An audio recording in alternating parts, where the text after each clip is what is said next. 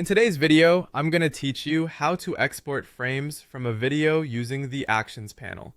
By the end of this walkthrough, you'll know exactly how to take a video file and turn it into a sequence of still images using a simple, repeatable process.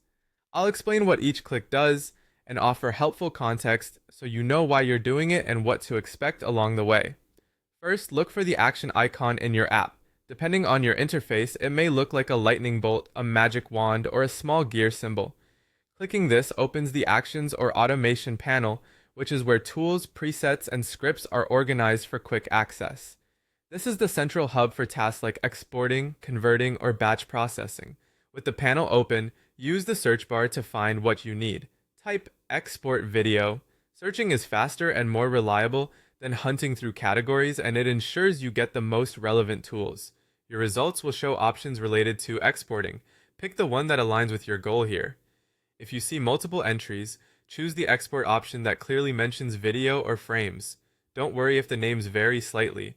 The functionality is what matters. Next, click on Run. This starts the selected action and typically brings up a guided window or dialog. Think of Run as the green light that tells the app to move from browsing tools to actually performing the task. When prompted, choose a file. This is your source video, the clip you want to convert into still frames. Navigate to where it's stored, select it, and confirm. Common formats like MP4 or MOV are usually supported. If your video is very large, expect the next steps to take longer and make sure you have enough disk space for the exported images.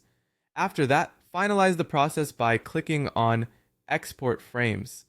This is the command that turns your video into individual images. You may see a brief progress indicator while the frames are generated. The app will save the images to the default export location or the destination that the action specifies. If the tool offers format or frame rate options, the defaults are typically fine unless you have a specific requirement.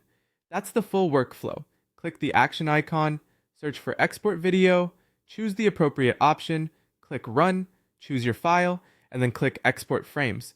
Follow these steps and you'll have a neatly organized set of images ready for editing, compositing, or documentation. Thanks for watching, and feel free to replay any section